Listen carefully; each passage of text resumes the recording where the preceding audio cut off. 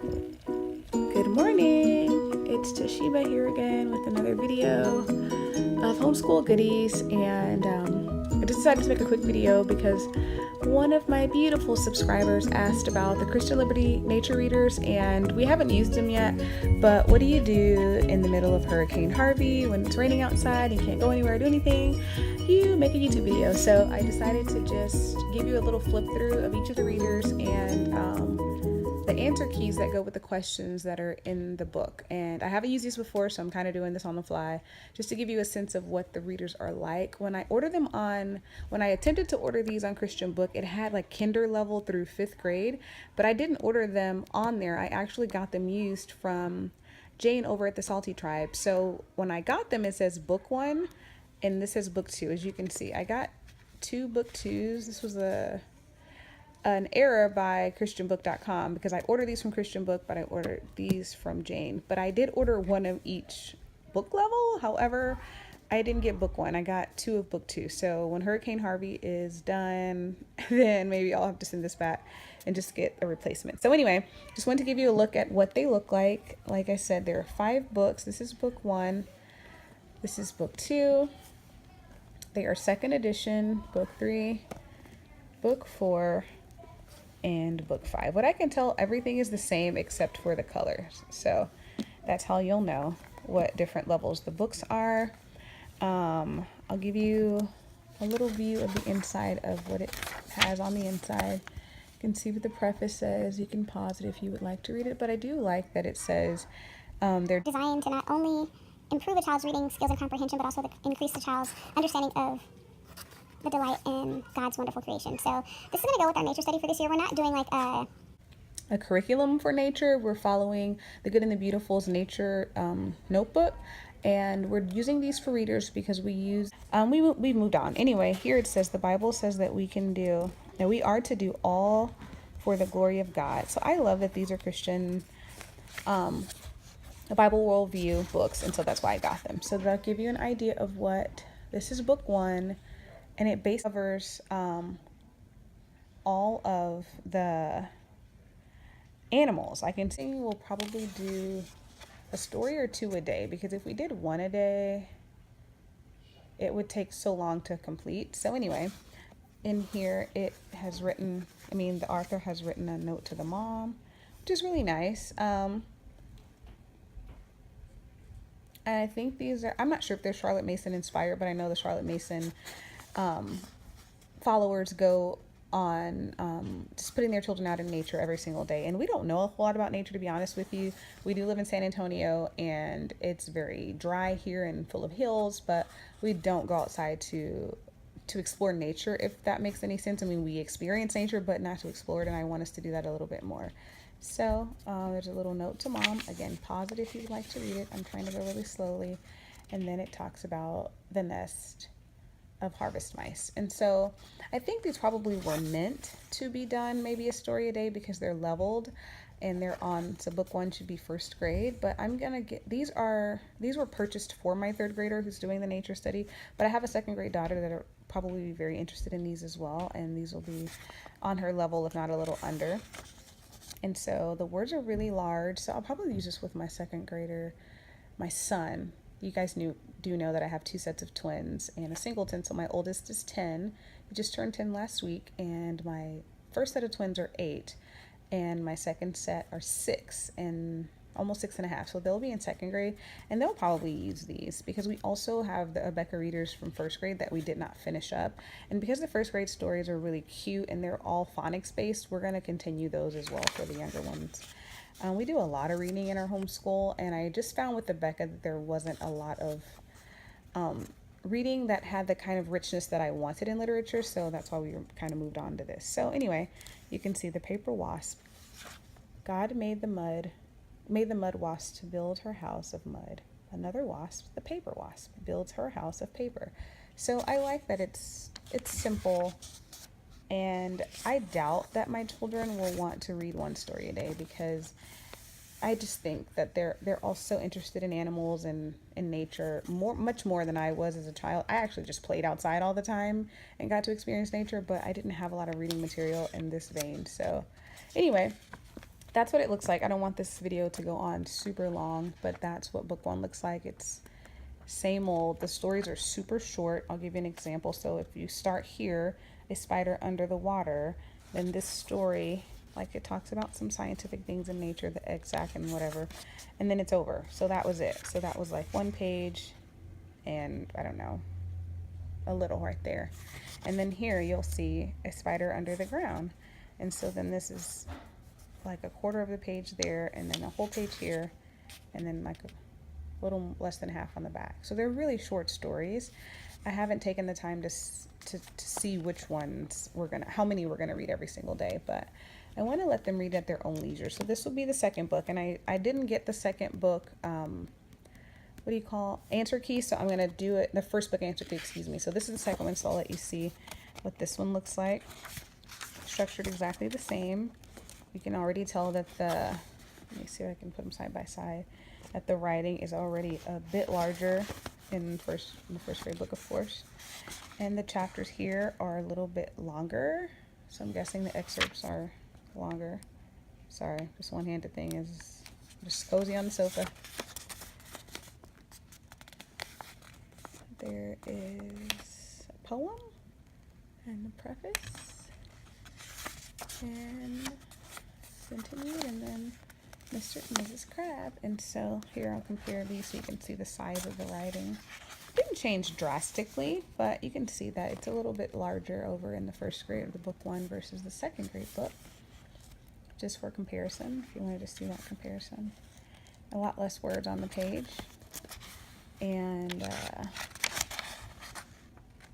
see, that story lasted from page 1, 2, and that's it. It ended right above page 3, and I guess the story actually continues. So that one is about a full page and some, and that one was just 2 exact pages. And see, you can see the scientific terms in here. Where's your skeleton, the exoskeleton. I like that it tells a really beautiful story, but also includes some scientific terminology for kids to pick up on. So that's what it looks like. So then, to give you an idea of, I'm guessing, after they've read all about crabs, let's see what the questions look like. All about crabs. So it tells you where to review. So then I would say, if we're going to review crabs right here on page 27, they will have had to read the entire chapter. So this one turns out to be a more chapter book, oriented, because this one goes all the way through to page 27, and then we move on to all about wasps. So this one is a little bit more guided, and here are the questions at the end for the children, and here are the answers. And so I got this because I allow my children to read independently, and they all read at the same time. If you've ever looked at my Instagram, you'll see the cacophony of voices that we hear on a daily basis of my children reading all at the same time. I actually want them to get used to reading in the same room, even though it's a lot for me to have to sit through. I don't mind it at all, but it's a lot for them. And some of them with, the tendency for the ADHD squirrel moments, I want them to learn how to read in an environment where it's a lot going on, so they can learn how to hyper focus on something that they're doing. And so I got these so that when they're reading independently, then I can just ask them the questions and I'll have the answers already, because I probably won't read every single story with them. I do when we're having a hard or a cranky type of day, but I like them to read independently so they can learn to do that on their own. And so you can see there are 10 questions. So what I am willing to do, to be honest with you, because this is after 27 pages, which is a long time, or 26 pages to enter 10 questions, I'll probably split that up and find out where each question ends, something like that. So maybe that's going to cause me to have to work anyway, but I might have to do that just so I can make sure they're comprehending, and which is great, because at least in the first book, though I did not get the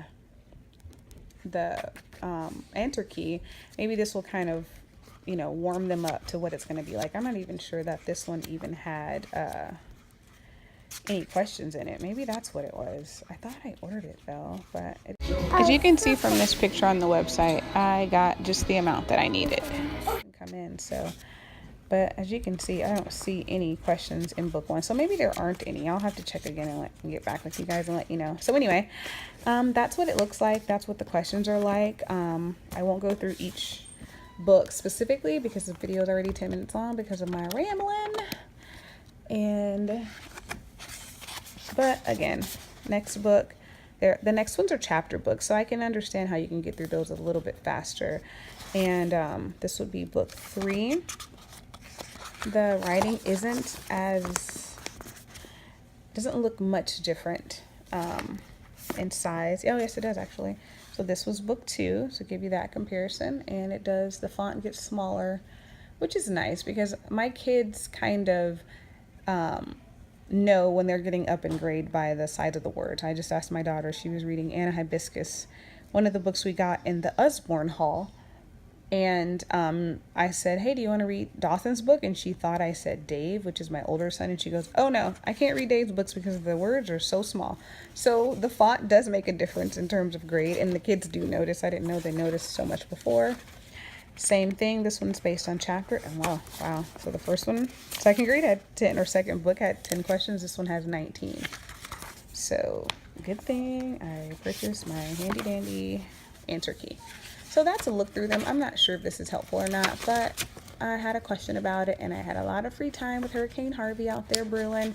I just thought I would make a quick video and put it on my channel just so you can get a closer, detailed look. And again, I'll go back so that you can see what book 3 looks like in terms of the chapters. And the books are very sturdy and thick. I do like that about them. I didn't mention that. This is about the thickness of it. They're about yay big, you know, not too big. Good for hand holding at that age. And here you can see the chapters. There aren't many chapters. The chapters have about 30 pages apiece that I've noticed. But they're not dry. I wouldn't say they're dry, but they're very plain. There are not a lot of illustrations, and the ones that are there are kind of like this brownish sepia tone. I don't know what you call it, but it does have really good information, and I hear that children really love them. I've seen them on a few different homeschool YouTube pages. So anyway, that's what they look like. And same thing for well, that print and font has gotten very small. But at least in here you can see in book 4 they read about the quilling and there's a review, and then the brown thrasher and the review. So you can see that it does get a little bit more segmented. So learning about perching birds, birds of prey. And Dylan is doing zoology this year with Apologia, and he's learning about birds. So this will go perfectly with that. Although he's not in the 4th grade, and then on christianbook.com it did suggest him in terms of grade, not book. So I'm not sure he'll even get to this book, because as soon as the print starts to get a little smaller, they get a little weary. So anyway, this is what they look like. Oh, I like this one. In here there's shorter questions and shorter review periods in this one. So it's not the 20-something questions they had previously. Smaller reviews and segments. So they look really nice. They aren't very expensive. I think they're about $4.99 per book, and they're not much cheaper if you order them from christianbook.com in a package. Jane from the Solitude Tribe, I think, gave me a really great deal, so that's why I scooped them up from her. And again, book 5, similar. Actually, it's a little bit thinner than the others, and I'll let you get a look at what the table of contents looks like here. And that's it. So I'll try to get this video just put up on my page really quickly. I don't know a better way to do it. I didn't think it would last this long, but I wanted to give you guys kind of a little flip through of what the Christian Liberty readers looked like, and what I had not ever seen on anyone's YouTube were the answer keys. And like I said, having 5 kids, I literally don't have time to go through and come up with my own questions unless I'm reading it right along with them. And so that's why I try to purchase these, just to make it easier on myself. Working smarter, not harder. If you have any other questions or enjoy this video, please give it a thumbs up and subscribe to my channel if you love to look over curriculum as much as I do. Thanks a lot. Have a blessed day.